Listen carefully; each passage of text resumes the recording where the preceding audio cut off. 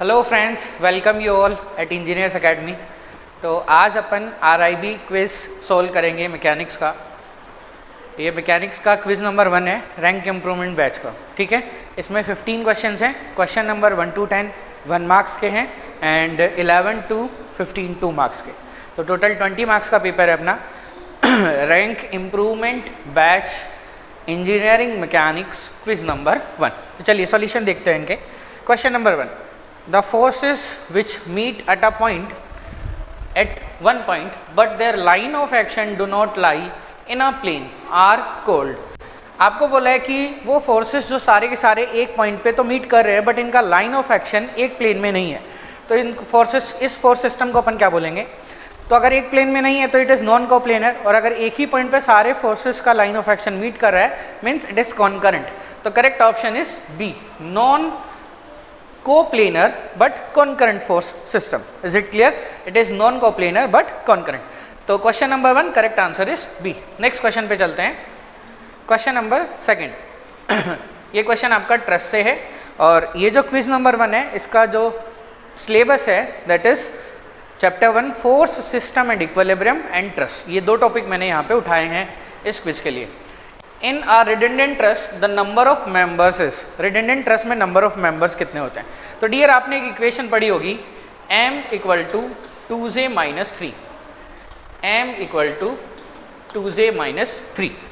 If number of members are more than 2j minus 3 then this is known as redundant trust, and if number of members are less than 2j minus 3 then it is known as deficient trust। but यहाँ पे आपको पूछा है redundant trust के लिए, तो redundant trust में क्या होता है? number of members are more than 2j minus 3। तो number of members are more than 2j minus 3 where m is the number of member, j is the number of joint। और आपको पता है कि सारे के सारे जॉइंट पिन जॉइंट होते हैं ट्रस्ट में। ठीक है, तो ये आपका इक्वेशन है, number of members are more than 2j minus 3 then it is called as redundant truss. तो question second the correct answer is A. Next,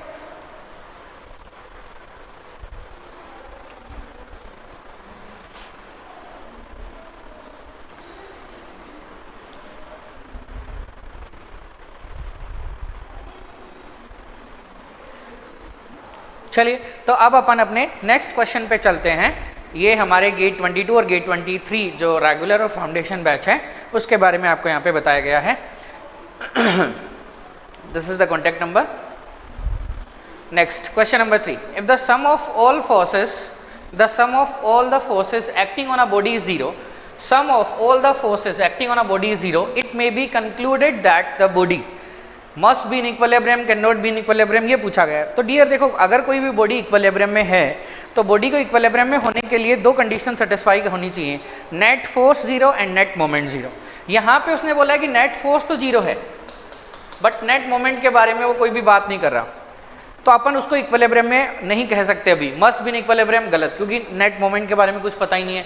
can not be in equilibrium ये भी गलत है, क्योंकि इक्विलिब्रियम में हो भी सकता है अगर नेट मोमेंट जीरो हो। ठीक है, थर्ड ऑप्शन पढ़िए, may be in equilibrium provided that all the forces are concurrent, ये करेक्ट ऑप्शन है। ये इक्विलिब्रियम में तब होगा जब सारे के सारे फोर्सेस कॉन्करेंट होंगे, क्योंकि अगर सारे के सारे फोर्सेस कॉन्करेंट होंगे तो नेट मोमेंट भी जीरो हो गया, नेट फोर्स वो ऑलरेडी जीरो बोल रहा है, तो दिस बॉडी इन इक्विलिब्रियम।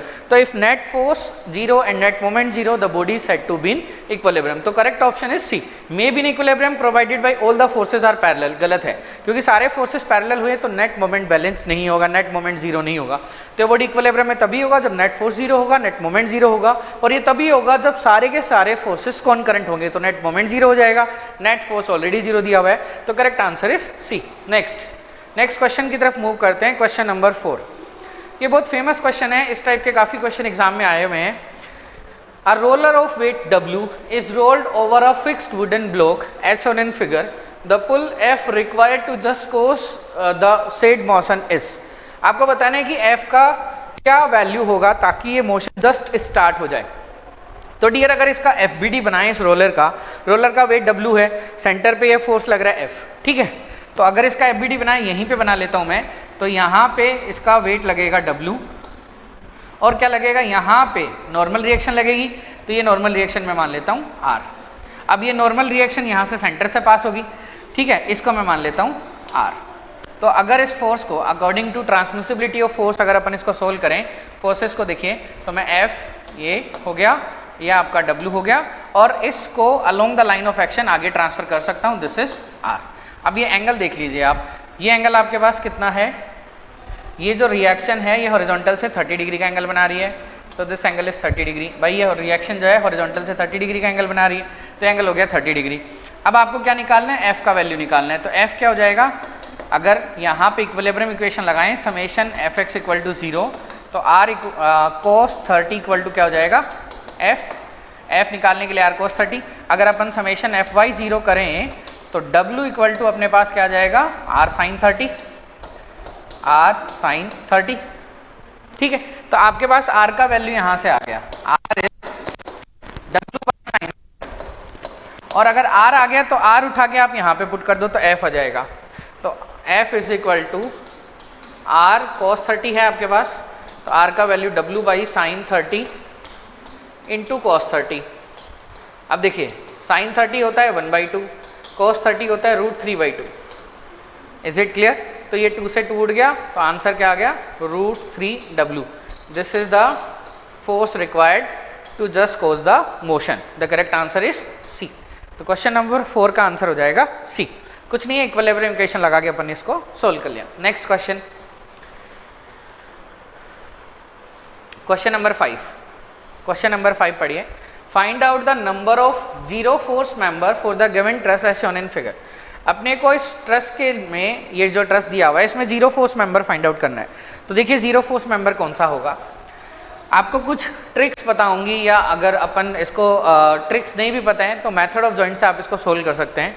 सबसे पहले अगर अपन बात करें जॉइंट बी के बारे में, जॉइंट बी का फ्री बॉडी डायग्राम अगर अपन बनाएं, जॉइंट बी का फ्री बॉडी डायग्राम बनाएं तो देखिए ये रिएक्शन आएगा यहाँ पे, ये और ये, तो ये दोनों रिएक्शन तो इक्वल हो जाएगा, इस पर कोई एक्सटर्नल फोर्स है नहीं, तो ये रिएक्शन क्या हो जाएगा, 0। नेट Fy 0 करेंगे, समेशन Fy 0, तो ये रिएक्शन 0 हो जाएगा। तो this is a zero force member, means BF member is a zero force member. Second, अगर मैं इस जॉइंट डी का फ्री बॉडी डायग्राम बनाऊं तो जॉइंट डी पे दो मेंबर हैं, दो लिंक हैं, दो मेंबर हैं, and there is no external force, there is no external load on joint D. तो अगर जॉइंट डी पे कोई भी एक्सटर्नल लोड नहीं है, एक ट्रिक होती है, ठीक है, कि अगर कोई भी जॉइंट पे दो मेंबर हों और दोनों कोलिनियर ना हो, कोलिनियर नहीं होने चाहिए, और उस जॉइंट पे अगर कोई भी एक्सटर्नल लोड ना हो, तो उन दोनों मेंबर के अंदर जो रिएक्शन आएगी वो 0 आएगी। कैसे? आप इस जॉइंट का FBD बनाएंगे, तो इस जॉइंट का FBD बनाएंगे, समेशन Fx 0 करेंगे, तो उसको बैलेंस करने के लिए कोई है नहीं, तो ये 0 हो जाएगा, और ये भी 0 हो जाएगा, फिर समेशन Fy 0 करेंगे, तो दो मेंबर आपके ये हो गए, 1 2 3, 3 जीरो फोर्स मेंबर हो गए। और कोई भी है? यस। अगर आप जॉइंट ई का फ्री बॉडी डायग्राम बनाएंगे तो देखिए जॉइंट ई पे ये तो जीरो फोर्स मेंबर है, तो ये वाला फोर्स ये ले जाएगा, तो इस मेंबर के अंदर कोई भी फोर्स नहीं आएगा। बात समझ में आ रही है भाई? जॉइंट ई का FBD बनाएंगे, जॉइंट ई पे देखिए क्या क्या बचा, ये हो गया जॉइंट ई का FBD, this is 20 kilo Newton. यहाँ पे आप दिखा दीजिए रिएक्शन वन मेंबर में, इस मेंबर के अंदर R1 मैंने मान लिया, और इस मेंबर के अंदर मैंने मान लिया R2 रिएक्शन। तो समेशन Fy 0 करेंगे तो ये तो इसके बराबर हो जाएगा, समेशन Fx 0 करेंगे तो ये 0 हो जाएगा। तो कितने जीरो फोर्स मेंबर हुए? 1 2 3 4, और कोई जीरो फोर्स मेंबर नहीं है, आप निकाल के देख लीजिए। ठीक है, तो करेक्ट आंसर इज बी, क्योंकि जॉइंट ए का FBD बनाएंगे तो इन दोनों के अंदर भी कोई ना कोई रिएक्शन आएगा। जॉइंट F का FBD बना के देख लीजिए आप, जॉइंट C का, बाकी तीन जॉइंट का तो बना के मैंने दिखाई दिया, A F और C तीनों में हर जॉइंट में कोई ना कोई रिएक्शन, हर मेंबर के अंदर कोई ना कोई रिएक्शन आएगा। ठीक है, तो ये चार मेंबर ही जीरो फोर्स मेंबर हैं, that is BF, EF, ED and CD। Is it clear? The correct answer is B. Next question की तरफ चलते हैं।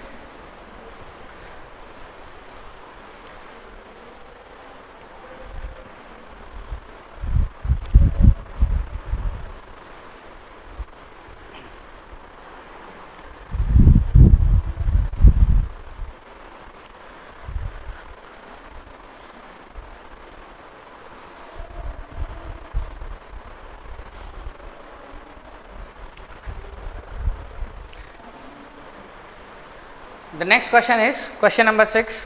Question पढ़िए। If the magnitude of the resultant of two forces F and 2F acting at a point O is 50 Newton.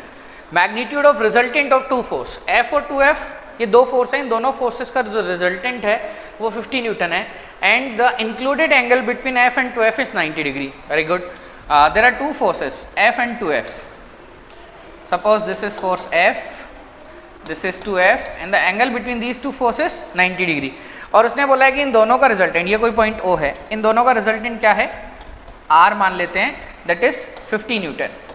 तो वो आपसे क्या पूछना चाह रहे हैं, then what is the magnitude of F, F का मैग्नीट्यूड पूछना चाह रहे हैं। तो देखिए R क्या होगा, R इन दोनों का रिजल्टेंट है, तो R क्या होता है, आपको एक फॉर्मूला पता होगा, under root of P square plus Q square plus 2pq cos theta. कुछ नहीं है, बहुत ही आसान है ये डिराइव करना, ठीक है। लॉ ऑफ पैरेललोग्राम से अब अपन ने ये डिराइव करा है, जहाँ पे P और Q ये फोर्सेज हैं और थीटा जो है इन दोनों फोर्स के बीच का एंगल है। तो 90 डिग्री है तो cos 90 तो जीरो में चला गया, तो ये तो जीरो हो गया। P का वैल्यू कितना हो गया F और Q का वैल्यू कितना हो गया 2F, यहाँ पे पुट करिए, और R है 50 न्यूटन, तो 50 का square equal to F square plus 2F square, yes और no, F square plus 2F square, ये जीरो में चला गया, तो कितना हो गया 4 + 1 5F square equal to 2500, 5F square, तो ये कितना हो गया F स्क्वायर इक्वल टू 500। तो F का वैल्यू आपके पास कितना आ जाएगा, F का वैल्यू निकालिए,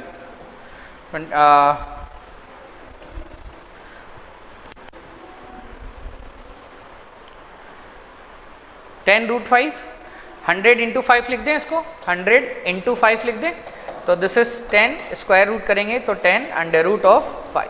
तो करेक्ट आंसर इज डी। समझ में आया? क्वेश्चन नंबर 6 का करेक्ट आंसर क्या आ जाएगा, डी आ जाएगा। Is it clear?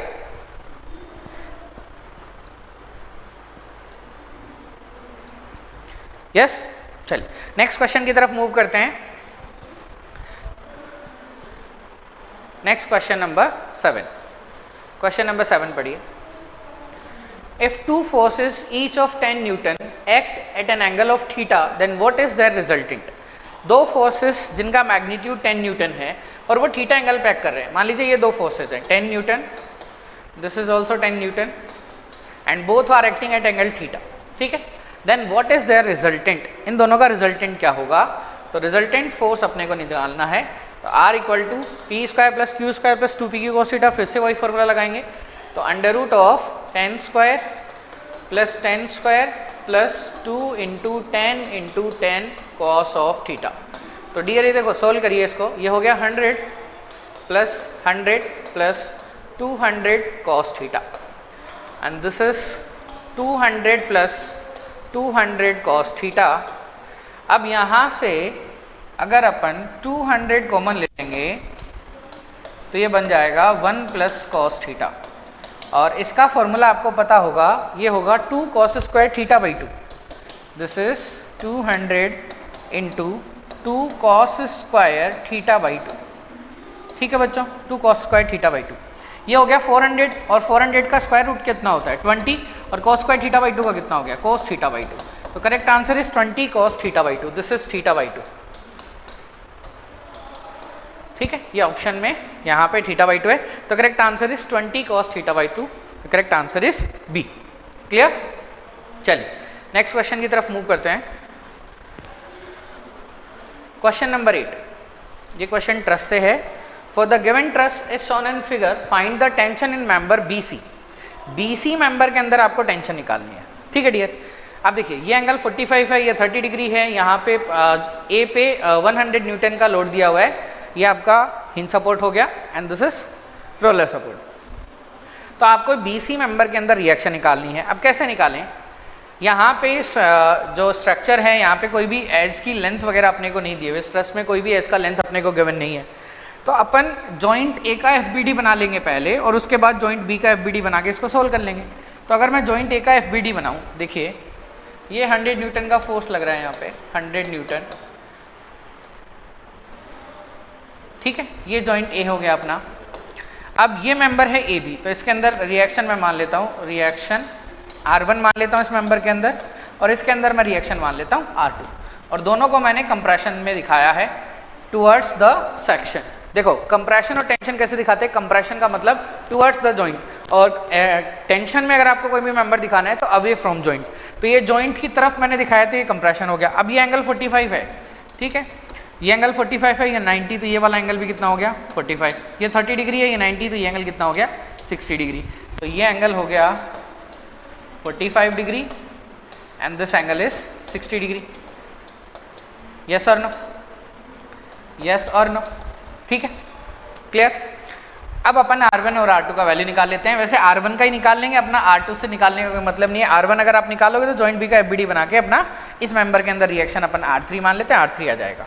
ठीक है, तो R1 निकाल लीजिए। अब देखो यहाँ पे लैमी थ्योरम भी आप लगा सकते हो, फोर्स को रिजोल्व भी कर सकते हो, जो भी आपको लगाना है आप लगा सकते हो। लैमी अगर लगाएं तो 100 बाई साइन कितना हो जाएगा ये 105 equal to R1 divided by this angle, and this angle is ये टोटल एंगल 180 माइनस 60, तो ये 120 हो गया, sign 120 equal to R2 by ये वाला एंगल। अब ये वाला एंगल कितना हो गया, देखो ये 45 है, तो ये कितना हो जाएगा 135, 180 minus 45, 180 minus 45 and this is 135, तो दिस इज साइन 135।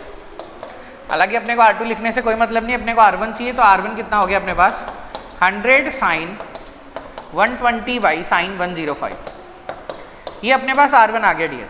और अगर अपने पास R1 आ गया तो जॉइंट बी का FBD बना के अपन R3 निकाल सकते हैं।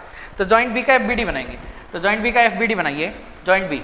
तो यहाँ पे जॉइंट बी पे क्या क्या है, this is the FBD of joint B. ये हिंज सपोर्ट है, तो यहाँ पे रिएक्शन में दिखा देता हूँ RB।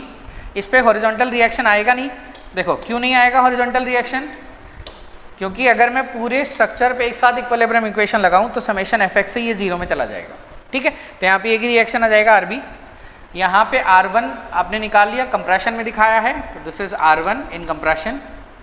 ये एंगल अपना एंगल है 45 डिग्री, और ये मैं मान लेता हूँ reaction in member BC is R3। तो मेरे को R3 निकालना है, R1 मेरे पास है, तो समेशन fx 0 कर देंगे और अपना आंसर आ जाएगा। समेशन fx 0 करिए, R1 cos 45 equal to R3, R1 cos of 45 equal to R3। तो R1 का value 100 sine 120 by sine 105, 100 sine 120 by sine 105 into cos 45 into cos 45, ये आपका R3 आ जाएगा। तो इसको सोल्व कर लो, आंसर आ जाएगा। इसको सोल्व करते हैं, 100 sine 120 into cos 45 divided by sin 105 and the correct answer is 63.39 Newton. Numerical answer type question था, तो क्वेश्चन नंबर 8 का आंसर आ जाएगा 63.39। ठीक है डियर, चलिए नेक्स्ट क्वेश्चन की तरफ मूव करते हैं।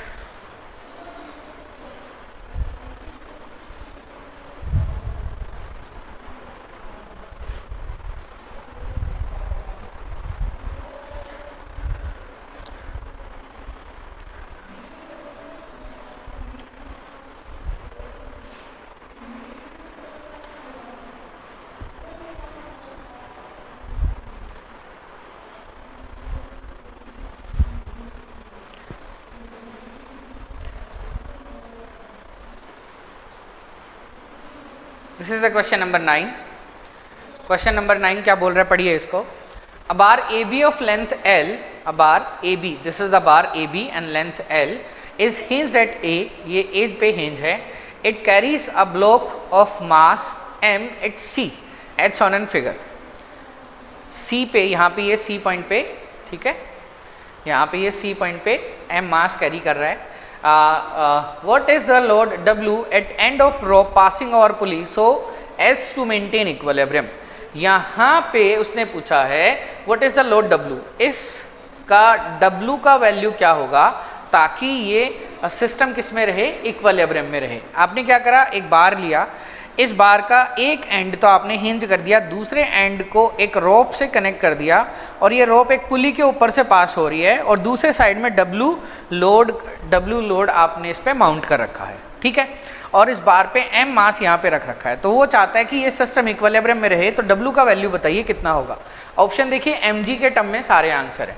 तो अगर मैं इस पुली का फ्री बॉडी डायग्राम बनाऊँ, देखिए ये वेट लगेगा यहाँ पे W, तो इसमें टेंशन आएगी, और ये टेंशन कितना होगा, W के बराबर ही होगा, क्योंकि अगर मैं इसका FBD बनाऊंगा ब्लॉक का, तो इस पे W लग रहा है और इसमें टेंशन T, तो टेंशन T किसके बराबर हो जाएगा, W के बराबर। तो यहाँ पे टेंशन T दिखाएंगे, तो सिर्फ टेंशन T, और यहाँ पे भी टेंशन T, तो ये क्या हो जाएगा, W के बराबर। अब अपना बार का FBD बनाते हैं। दिस इज द बार, मैंने लाइन से बना दिया है इसको।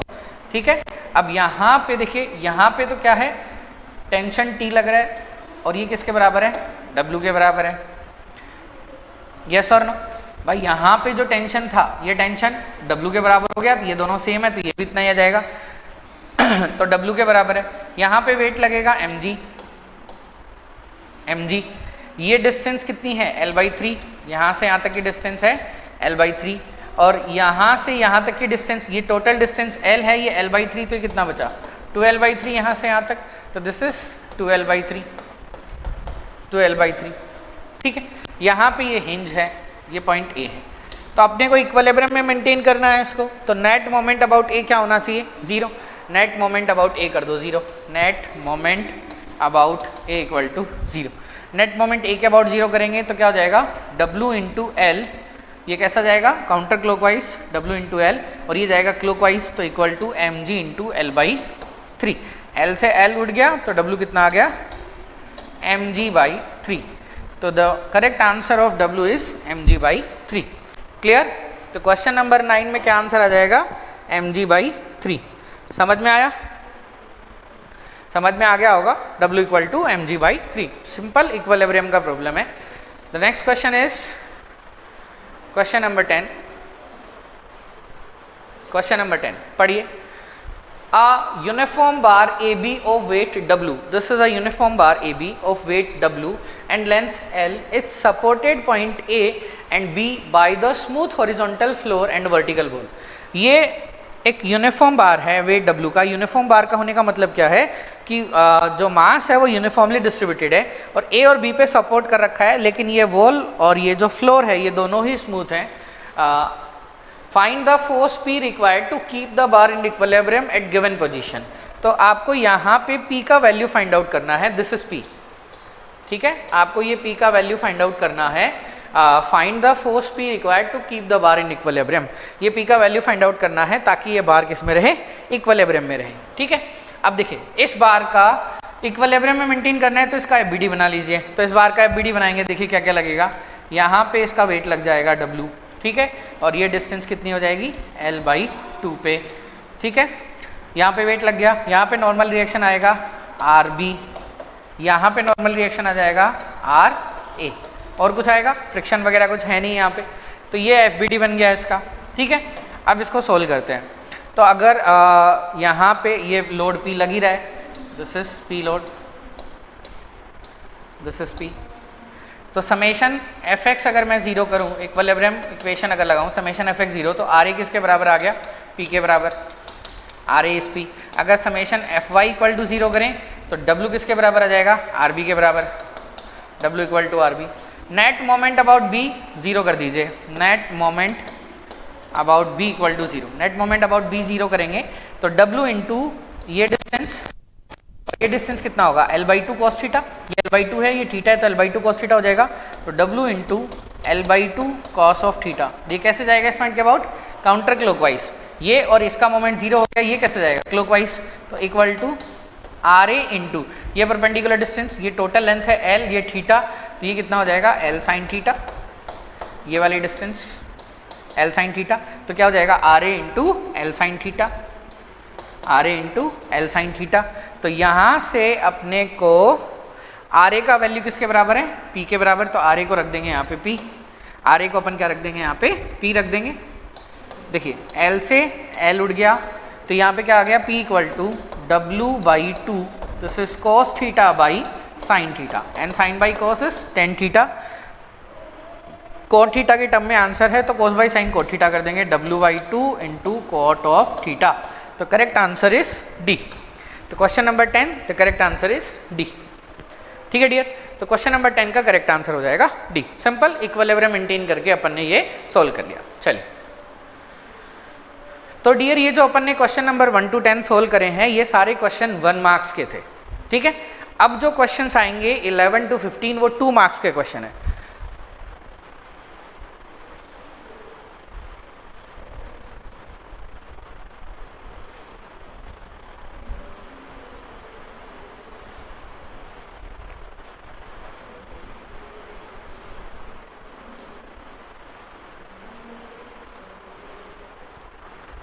चलिए तो नेक्स्ट क्वेश्चन सोल्व करते हैं। क्वेश्चन नंबर 11 बहुत ही बेहतरीन क्वेश्चन है और पूरी उम्मीद है कि इस तरह का क्वेश्चन गेट में आएगा। क्वेश्चन नंबर 11 पढ़िए। 3 identical cylinders each weighing W are stacked H on an figure on smooth inclined surfaces, each inclined at an angle theta with the horizontal। ये 3 रोलर हैं, 3 सिलेंडर हैं, तीनों आइडेंटिकल है, तीनों का वेट सेम है और ये थीटा एंगल पे रखे हुए हैं हॉरिजॉन्टल से। Determine the smallest angle theta two prevent the stack from collapsing. Theta का वो वैल्यू बताइए ताकि ये कोलैप्स ना हो। देखो डियर, यहाँ पे आपने रखा है, जैसे जैसे आप यहाँ पे क्या होगा कि ये सिलेंडर के वेट की वजह से, ये सिलेंडर का वेट अगर इसका वेट अगर इस पे गिरेगा तो क्या हो जाएगा, ये दूर दूर चले जाएंगे और ये सिलेंडर नीचे आ जाएगा, तो ये सिस्टम कोलैप्स कर जाएगा अपना। तो उसने बोला कि थीटा का वो मिनिमम वैल्यू बताओ जिसपे ये कोलैप्स ना करे। मिनिमम थीटा आप कितना रख सकते हो, क्योंकि जैसे जैसे आप थीटा कम करते जाएंगे वैसे वैसे इसका कोलैप्स होने के चांसेस ज़्यादा हो जाएंगे। आप थीटा बढ़ाते जाओ, ऊपर करते जाओ, कोलैप्स नहीं होगा, लेकिन थीटा जैसे जैसे कम करते जाओगे, एकदम स्मूथ सरफेस पर रख दिया तो ये एकदम सेपरेट हो जाएंगे। आप इमेजिन कर सकते हो इस चीज़ को, आपने यहाँ पे ऐसे 3 सिलेंडर रखे हैं स्मूथ सरफेस पे, ठीक है, ऐसे हॉरिजॉन्टल सरफेस पे, तो ये वेट इसकी वजह से ये दोनों इस साइड में मूव कर जाएंगे और सिस्टम कोलैप्स कर जाएगा। तो उसने बोला कि थीटा का मिनिमम वैल्यू बताओ ताकि कोलैप्स ना। तो लिमिटिंग कंडीशन क्या होगी कोलैप्स को अवॉइड करने के लिए, कि इन दोनों के बीच में जो नॉर्मल रिएक्शन है वो 0 हो जाए। This is the limiting case, क्योंकि अगर ये सिस्टम कोलैप्स हो गया तो इन दोनों के बीच में कोई कांटेक्ट नहीं होगा और इन दोनों के R1 और 2 सिलेंडर के बीच में कोई कांटेक्ट नहीं होगा, तो 1-2 रिएक्शन जो है इन दोनों के बीच में जो नॉर्मल रिएक्शन है, जो कांटेक्ट पॉइंट पे जो रिएक्शन आएगी, अगर वो 0 हो गई तो ये सिस्टम कोलैप्स कर जाएगा। तो लिमिटिंग केस के लिए ही अपन सोल्व करेंगे, तो अपन ये मानेंगे कि इन दोनों के बीच में अगर नॉर्मल रिएक्शन 0 हो गई तो ये कोलैप्स कर जाएंगे। तो लिमिटिंग केस हो गया the reaction between cylinder 1 and 2 is 0। उस केस में अपने पास जो थीटा आएगा वो मिनिमम थीटा आ जाएगा। तो इसको सोल्व करते हैं डियर। अब देखिए लिमिटिंग केस के लिए अपने को सोल्व कर रहे हैं, ठीक है, इक्विलिब्रियम अपने को रखना है। तो ये जो सिलेंडर 3 है, पहले इसका FBD बनाते हैं, ध्यान से समझिएगा। ये सिलेंडर 3 है, यहाँ पे इसका क्या लगेगा, वेट लगेगा W। अब यहाँ पे नॉर्मल रिएक्शन लगेगी यहाँ पे, तो पहले एंगल निकाल लो कि किस एंगल पे लगेगी। देखो ये रेडियस R, तीनों आइडेंटिकल हैं, तो ये रेडियस कितना हो गया 2R। तो ये वाला एंगल देख लो कितना हो गया, तो कोस थीटा, ये एंगल मैं मान लेता हूँ थीटा, ठीक है। तो यहाँ से लिख सकते हैं कोस थीटा, या अल्फा मान लो, थीटा नहीं तो आप इससे कंफ्यूज हो जाएंगे। इस एंगल को आप अल्फा मान लो, इस एंगल को आप मान लीजिए अल्फा, ठीक है। तो cos of alpha equal to क्या हो जाएगा, R/2R, R/2R मीन्स 1/2। और कॉस एंगल 1/2 कब होता है, जब थीटा 60 डिग्री होता है। तो यहाँ पे अल्फा आपके पास कितना आ गया 60 डिग्री, अल्फा आपके पास 60 डिग्री आ गया। तो यहाँ पे जो रिएक्शन लगेगी, ये जो रिएक्शन लगेगी, सिलेंडर 2 जो 1 पे रिएक्शन लगाएगा, इसको सिलेंडर 2 जो 3 पे रिएक्शन लगाएगा, इसको मैं मान लेता हूँ R32, 3 पे 2 द्वारा। तो 3 पे 2 से जो रिएक्शन लगेगी ये हॉरिजॉन्टल से किस एंगल पे होगा, 60 डिग्री पे होगा। तो इस रिएक्शन को अगर मैं आगे ट्रांसफर करूँ अकॉर्डिंग टू ट्रांसमिसिबिलिटी, तो this is R32 and this angle is 60 degree, ठीक है। ऐसे ही सिलेंडर 1 भी 3 पे नॉर्मल रिएक्शन लगाएगा, सिलेंडर 3 भी 1 पे सिलेंडर 1 भी 3 पे नॉर्मल रिएक्शन लगाएगा। तो this is the reaction at cylinder 3/1। और ये भी किस एंगल पे लगेगा, यहाँ से, ये भी यहाँ से किस एंगल पे लगेगा 60 डिग्री पे। अरे ये एंगल भी 60 डिग्री होगा, ऐसे ही सोल्व करेंगे तो, ठीक है। तो इसको अगर आगे ट्रांसफर करें तो this is R31 and this angle is also 60 degree. ये आपके पास सिलेंडर 3 का FBD बन गया। और कुछ लगेगा इस पर भाई, सिलेंडर 3 का इसका वेट लग गया और यहाँ पे ये 2 नॉर्मल रिएक्शन लग रही है। तो इसको सोल्व कर लो। अब देखो, जब अपन अगर यहाँ पे समेशन fx0 अप्लाई करेंगे तो R31 cos 60 equal to R32 cos 60, इसका मतलब क्या हुआ, cos 60 cos 60 उड़ जाएंगे। तो R31 और R32 दोनों क्या हैं, बराबर, ठीक है। और दूसरा समेशन fy अगर 0 करेंगे, समेशन fy अगर अपन 0 करेंगे, तो समेशन fy 0 करेंगे तो क्या हो जाएगा, R31 sin 60 plus R32 sin 60 equal to W। और R31 और R32 इक्वल है, तो यहाँ से मैं लिख देता हूँ R31 2R31 equal to W by sine 60। तो R31 कितना हो जाएगा, W/2 sin 60, ये R31 या फिर R32, ये आपके पास नॉर्मल रिएक्शन का वैल्यू आ गया। ठीक है, बड़ा आसान सा मैथमेटिक्स है, कुछ नहीं, इक्विलिब्रियम लगा के मैंने समेशन fx0 और समेशन fy0 अप्लाई करा है। अब अपन सिलेंडर 1 का FBD बना लेते हैं। तो सिलेंडर 1 का जब FBD बनाएंगे तो ध्यान दीजिएगा, ये आपका सिलेंडर 1 है। ठीक है, तो यहाँ पे एक तो वेट लग जाएगा W, और क्या लगेगा, देखो 1 3 पे रिएक्शन लगा रहे हैं, 3 भी 1 पे इतना ही रिएक्शन लगाएगा।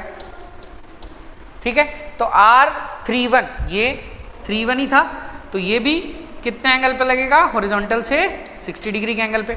तो यहाँ से इसको दिखा देते हैं, R31 को आगे ट्रांसफर कर देते हैं, and this is at angle 60 degree.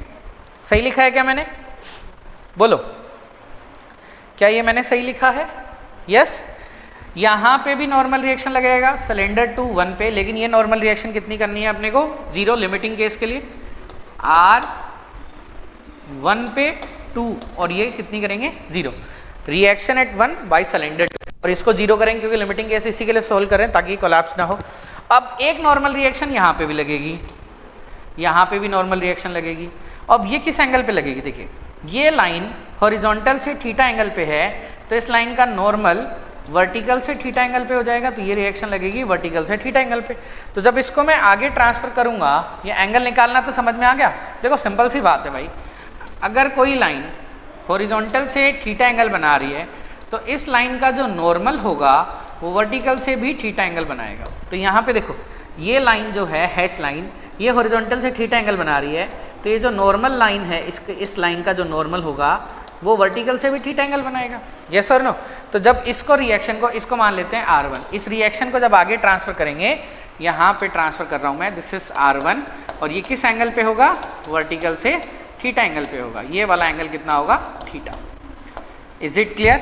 इसी थीटा का वैल्यू अपने को फाइंड आउट करना है। ये FBD बन गया, ये सिलेंडर 1 का FBD बन गया। अब इसको सोल्व कर लीजिए। तो जब इसको सोल्व करेंगे, देखिए ये तो 0 है, ठीक है, तो यहाँ से इक्वेशन क्या बनेगी, R31 cos 60 equal to R1 sin 60। इस R1 का ये वाला कंपोनेंट क्या हो जाएगा, sin 60, तो R1 sin 60, sorry sin theta, ये थीटा एंगल है, R1 का sin थीटा किसके बराबर हो जाएगा, R31 cos 60 के बराबर। एक इक्वेशन तो ये आ गई, ये कैसे आई, समेशन fx इक्वल टू 0 करने से। और दूसरी इक्वेशन कहाँ से मिलेगी, देखो W समेशन fy0 करेंगे तो W प्लस R31 ये cos ये साइन हो जाएगा, sine 60 equal to R1 cos theta, R1 cos theta. ठीक है डियर, अब आप यहाँ पे R13 और R1 का वैल्यू पुट कर दीजिए, अपना काम हो जाएगा। तो यहाँ पे वैल्यू पुट करते हैं, इसको मैं हटा दे रहा हूँ। तो देखिए अपनी इक्वेशन क्या बनी, this is W equal to R31 is W by 2 sine 60, sorry W plus W by 2 sine 60, R31 into sine 60 equal to R1 cos 60, और R1 का वैल्यू यहाँ से क्या जाएगा, R31 cos 60 by sine theta, R31 cos 60 by sine theta, ये R1 का value हो गया इंटू कॉस थीटा। ठीक है डियर, ये साइन से साइन उड़ गया। अब R31 का वैल्यू ये फिर से पुट कर दो, W बाई 2 साइन 60, ये हो जाएगा W plus W by 2 equal to W by 2 sine 60 into sine theta by cos theta, ये यहाँ पे मैं लिख देता हूँ टेन थीटा, और ये देखो साइन 60 ऊपर है कॉस 60, तो यहाँ पे भी टेन 60 लिख देते हैं, दिस इज टेन 60। अब आपको थीटा निकालना है, ठीक है, तो ये W W W उठ गया, और ये 1 प्लस 1/2 कितना हो जाएगा, 3/2, और ये 2 है तो 2 से 2 उठ जाएगा, ये बचेगा 3। ठीक है, इधर कितना बचा, 1 by ten 60 into tan theta, ten 60 into tan theta. ठीक है, तो अपन यहाँ से क्या लिख सकते हैं, tan theta equal to tan theta equal to 1 by 3 tan 60। तो यहाँ से थीटा आ जाएगा, इसको सोल्व करिए, 3 टेन 60 दिस इज 10.89 डिग्री, तो theta is 10.89 degree, this is the minimum angle. अगर इससे कम एंगल रखेंगे तो कोलैप्स कर जाएगा system, this is the minimum angle. तो ये बहुत ही बेहतरीन क्वेश्चन था, इस तरीके के क्वेश्चन गेट में आते हैं, ठीक है। और डियर ये जो क्विज है ये हमारे रैंक इम्प्रूवमेंट बैच की है, और रैंक इम्प्रूवमेंट बैच का मतलब इसमें सारे वो स्टूडेंट हैं जो गेट में किसी वजह से अच्छा स्कोर नहीं कर पाए थे, मीन जो 40, 50, 60 के आसपास हैं, और उन्हीं बच्चों के लिए क्विज डिज़ाइन करी गई है, उन्हीं बच्चों के लिए ये बैच हम चलाते हैं। तो इस बैच में बहुत ही बेहतरीन क्वेश्चंस कराए हैं, जितनी भी क्विजेस आपको देखने को मिलेंगे सारी क्विज में बहुत ही बेहतरीन क्वेश्चन होंगे, एक अच्छे लेवल के क्वेश्चन होंगे, ठीक है।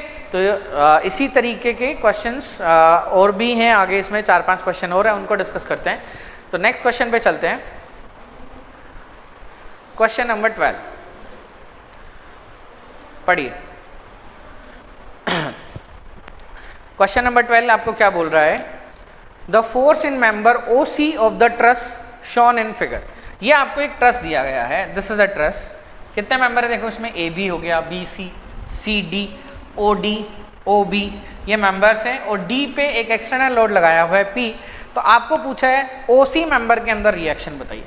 तो डियर OC मेंबर के अंदर रिएक्शन कैसे निकालेंगे, अपन एक काम करते हैं, जॉइंट D का FBD बना लेते हैं, जॉइंट D का फ्री बॉडी डायग्राम बना लेते हैं। तो जब जॉइंट D का FBD बनाएंगे तो यहाँ पे 3 मेंबर हैं, CD, OC, 2 मेंबर हैं सॉरी, CD और OC, और एक यहाँ पे एक्सटर्नल लोड है P। तो देखिए इसके अंदर मैं कंप्रेशन रिएक्शन मान लेता हूँ ROD, और इसको मैं मान लेता हूँ टेंशन में। आप जिस भी मेंबर को टेंशन कंप्रेशन जो भी मानना चाहो मान सकते हो, कोई दिक्कत नहीं है, ठीक है। फाइनली आंसर आपके पास प्लस माइनस में आ जाएगा।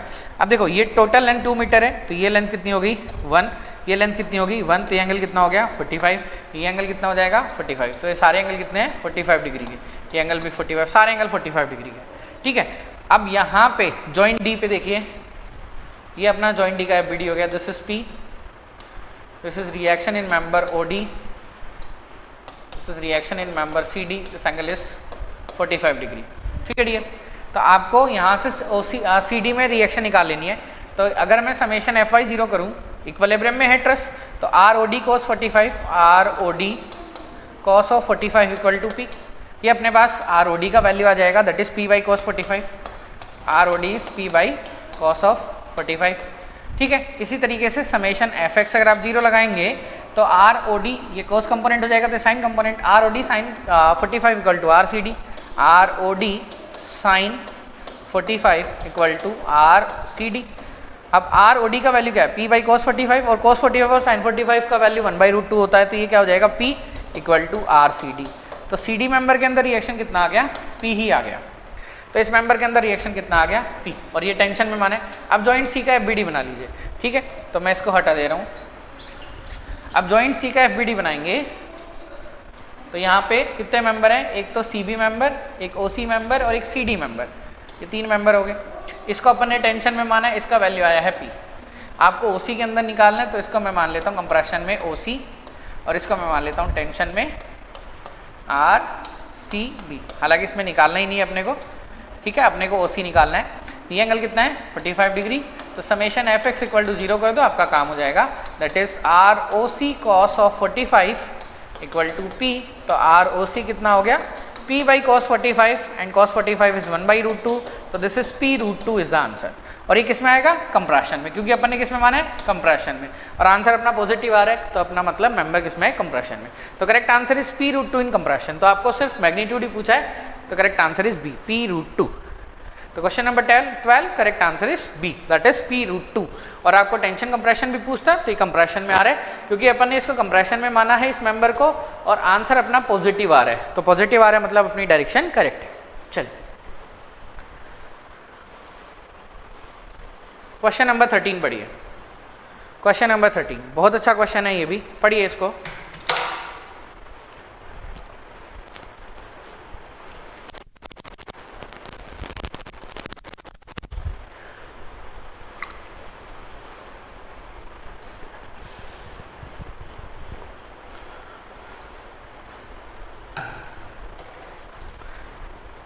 देखिए डियर क्वेश्चन नंबर 13 क्या बोल रहा है, find the value of couple M required to roll a 50 kg roller up the inclined plane. Also determine the contact force at C. The surface of the inclined is sufficiently rough to prevent slipping. इस roller को आप ऊपर की तरफ लेके जा रहे हो तो यहाँ पे स्लिप हो सकता है, तो उसने बोला कि फ्रिक्शन सफिशिएंट है, स्लिप नहीं होगा। तो देखिए इसका एफबीडी बनाएंगे इस पोजीशन में, तो यहाँ पे क्या बनेगा, इसका लोड वेट लगेगा W, यहाँ पे इसका वेट लग जाएगा दैट इज W, ठीक है।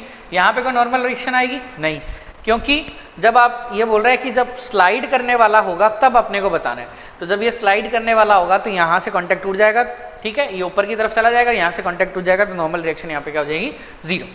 अब यहाँ पे नॉर्मल रिएक्शन होगी, यस, कॉन्टैक्ट पॉइंट C पे नॉर्मल रिएक्शन होगी, इसको मैं मान लेता हूँ R, और यहाँ पे फ्रिक्शन फोर्स भी होगा। तो जब ये ब्लॉक ऊपर की तरफ स्लाइड करेगा, ये ब्लॉक कहाँ जा रहा है, देखो ये ब्लॉक कहाँ जा रहा है, ऊपर की तरफ, इसको अपने को क्या करना है, स्लाइड होने से रोकना है। तो स्लिप कहाँ पे होगा, नीचे की तरफ, तो फ्रिक्शन कहाँ लगेगा, ऊपर की तरफ। भाई जब ये ब्लॉक आप ऊपर की तरफ लेके जाएंगे तो नीचे की तरफ स्लिप होगा तो फ्रिक्शन ऊपर की तरफ लगेगा, तभी तो जाके रुकेगा ये, यस और नो। फ्रिक्शन का डायरेक्शन समझ में आया भाई, इस पॉइंट पे स्लिप होगा इधर, तो ये ब्लॉक नीचे की तरफ आएगा तो उसको फ्रिक्शन ऊपर की तरफ इसको पकड़ के रखेगा ताकि स्लिप ना हो, ठीक है, ये एफबीडी बन गया। अब और तो कुछ लग नहीं रहा, एक ही आपका मोमेंट लग, यहाँ पे लग रहा है m, ये मोमेंट आपको गिवन है, ठीक है, m मैग्नीट्यूड का, और कुछ लगेगा नहीं। चलिए अब देखिए इसका रेडियस है 250 mm, ठीक है। अब अगर मैं ये एंगल की बात करें, देखो ये लाइन हॉरिजॉन्टल से 30 डिग्री का एंगल बना रही है, तो ये रिएक्शन वर्टिकल से कितना एंगल बनाएगा, ये एंगल भी कितना हो जाएगा, 30 डिग्री का, ठीक है। वर्टिकल से ये एंगल कितना हो जाएगा, 30 डिग्री का। तो यहाँ पे आप इक्वेशन अप्लाई करते हैं, इक्विलिब्रियम इक्वेशन। तो पहले मैं सबसे पहले लगा रहा हूँ समेशन Fy = 0, तो W, और ये y डायरेक्शन में R का कौन सा कंपोनेंट हो जाएगा, कोस कंपोनेंट, तो W = हो जाएगा R cos 30, R cos 30। तो R का वैल्यू कितना हो जाएगा, W/cos 30, ये R का वैल्यू आ गया अपने पास, ठीक है। y डायरेक्शन में और कुछ लग नहीं रहा। अब अगर इसको x डायरेक्शन में रिजोल्व करें,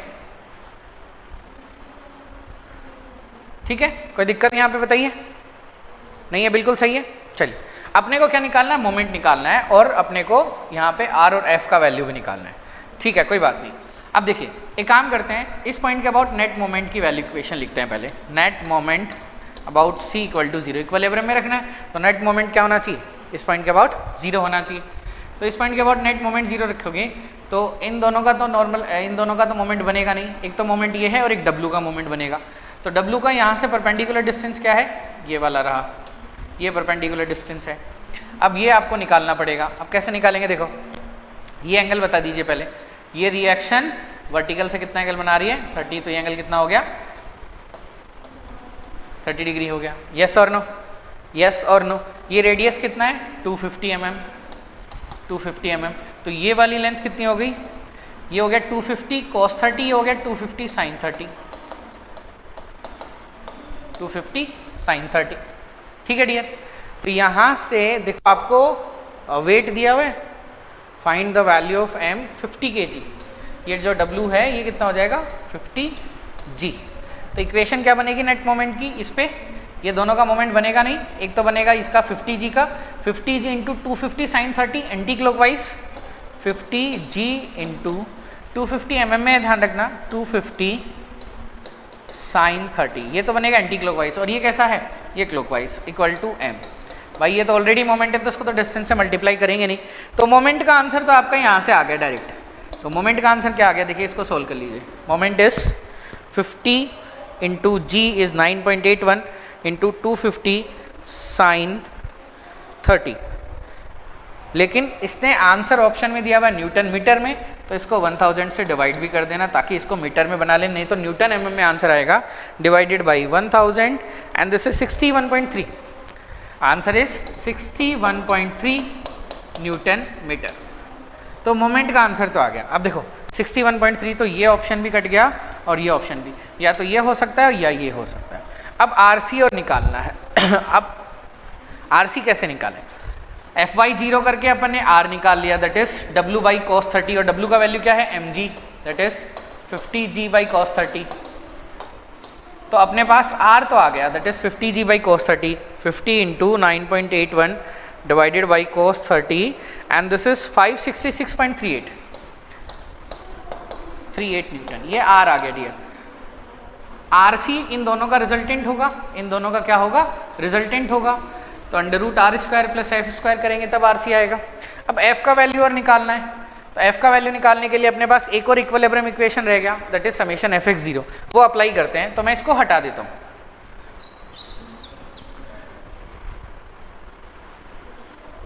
r का वैल्यू इधर लिख लेते हैं, r इज 566.38 न्यूटन, ठीक है। अब इसको हटा देते हैं। अब अपने को summation F X equal to 0 apply करना है। अब देखिए एफ एक्स 0 एक्स डायरेक्शन में क्या है, एक काम करते हैं, इसी प्लेन पे इसको रिजोल्व कर लेते हैं। अब ये वाला प्लेन अपन मान लेते हैं वाई प्लेन, और इसके परपेंडिकुलर ये वाला प्लेन मान लेते हैं एक्स प्लेन। मतलब ये जो इंक्लाइंड प्लेन है इसी को एक्स मान लो और इसके परपेंडिकुलर प्लेन जो है वाई, ताकि रिजोल्व करने में आसान हो जाए।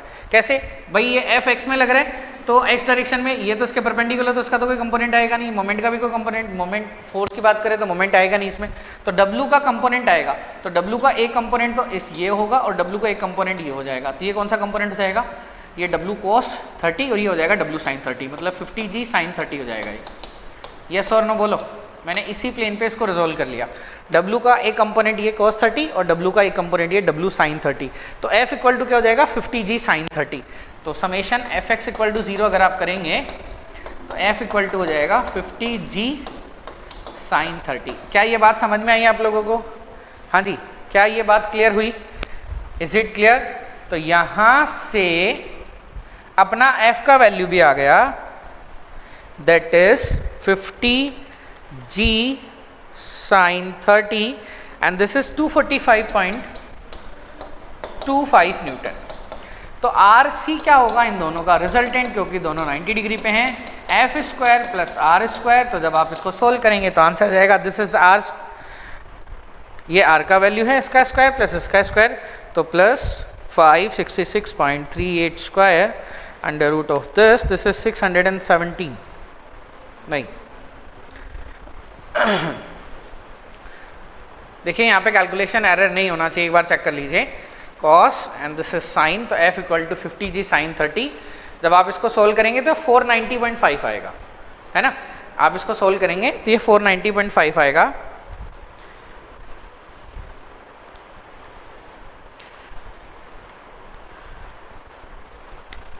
ठीक है, आप इसको सोल्व करेंगे तो 490.5 आएगा। इसमें हो सकता है आर की कैलकुलेशन में एरर हो गया हो, एक बार आप कैलकुलेशन चेक करिए।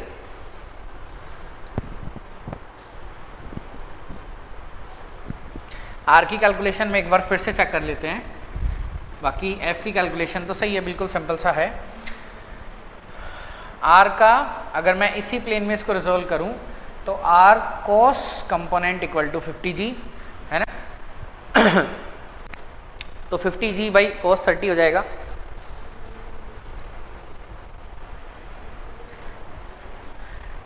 बोलो, लेकिन जब एक काम करते हैं, इसी प्लेन में इसको रिजोल्व कर लेते हैं, ये एक्स प्लेन और ये वाई प्लेन, क्योंकि अगर ये प्लेन लेंगे तो इसका भी कंपोनेंट आएगा ना एक्स डायरेक्शन में, एक्स में और वाई में। तो काम कर लेते हैं, इसी प्लेन पे आर को भी रिजोल्व कर लेते हैं, इसी प्लेन पे। तो आर इस प्लेन में लग रहा है और डब्ल्यू का cos 30 इधर आ जाएगा, तो R equal to W cos 30 कर देंगे, तो 50g cos 30, ताकि एक ही प्लेन में रिजोल्व हो जाए, नहीं तो अलग अलग प्लेन में होगा तो फिर समझ नहीं पाएंगे उस चीज़ को। तो R equal to 50g cos 30, तो 50 इंटू 9.81 cos 30, दिस इज 424.78। ये आर आ गया, ये एफ आ गया। अब निकालिए, square plus 245.25 square, square root of this is 490.5। Yes, the correct answer is. समझ में आ गया? मैंने क्या करा, मैंने ये वाला प्लेन, ये इंक्लाइंड प्लेन ही मान लिया, ये इंक्लाइंड प्लेन एक्स मान लिया, उसके परपेंडिकुलर वाई। तो आर क्या हो गया 50g cos 30 और एफ क्या हो गया 50g sin 30, क्योंकि मोमेंट तो आएगा नहीं, यहाँ पे नॉर्मल रिएक्शन है नहीं। तो करेक्ट जो क्वेश्चन नंबर 13 का करेक्ट आंसर है डी। ये भी बहुत ही अच्छा क्वेश्चन है, बहुत प्यारा क्वेश्चन है, इसको एक बार फिर से अपने हाथ से सोल्व करके देखना, ठीक है। नेक्स्ट क्वेश्चन पे चलते हैं। क्वेश्चन नंबर 14 पढ़ी, और ये जितने भी क्वेश्चन RIB क्विज में कराए जाए हैं, जितने भी क्वेश्चन कराए गए हैं यहाँ पे, या आगे जितनी भी क्विज डिस्कस होंगी, ठीक है, जो भी सोल्यूशन आप देखेंगे, मैक्सिमम मतलब आपको 100 क्वेश्चन में 1 या 2 क्वेश्चन ऐसे मिलेंगे जो गेट के प्रीवियस क्वेश्चन हो सकते हैं, बाकी सारे क्वेश्चन नए होंगे। मैक्सिमम सारे के सारे क्वेश्चन बुक से उठाए गए, नए नए क्वेश्चन से। ऐसा कोई भी क्वेश्चन नहीं है जो प्रीवियस एग्जाम्स में आया हुआ हो, ठीक है। गेट में, इंजीनियरिंग सर्विसेज में ऐसा नहीं होगा, तो सारे के सारे नए क्वेश्चन होंगे, तो काफ़ी सारे क्वेश्चन प्रैक्टिस करने को आपको मिल जाएंगे RIB क्विज में।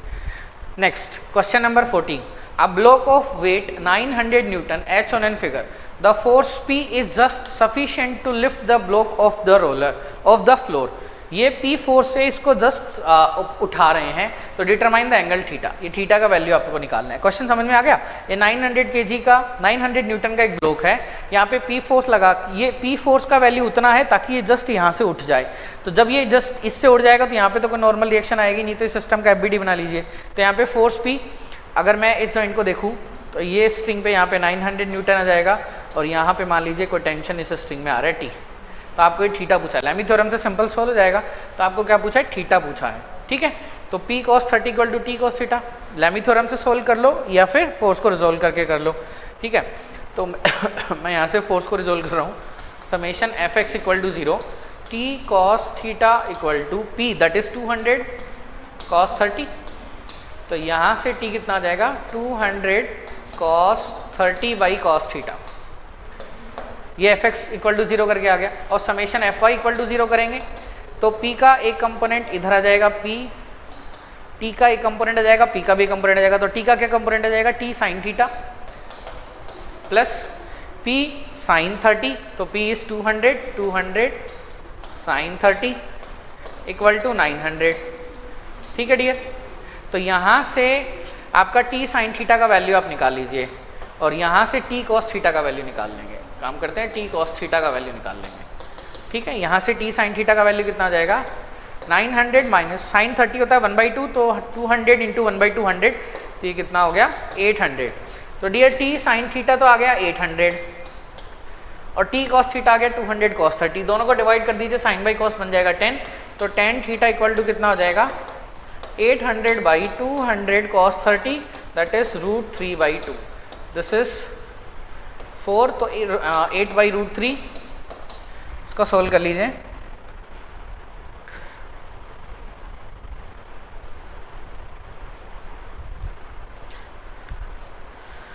(77.78 डिग्री। तो करेक्ट आंसर इज 77.78 डिग्री। समझ में आया क्वेश्चन? क्वेश्चन क्लियर हो गया? This is question number 14। Next question की तरफ चलते हैं। These are the books which are published by EA Publications। तो आप ये सारी बुक्स मंगा सकते हैं, ऑर्डर कर सकते हैं, अमेजन पे भी ऑर्डर कर सकते हैं, और EA पब्लिकेशन की साइट पे जाके भी आप इन सब बुक को परचेज कर सकते हैं।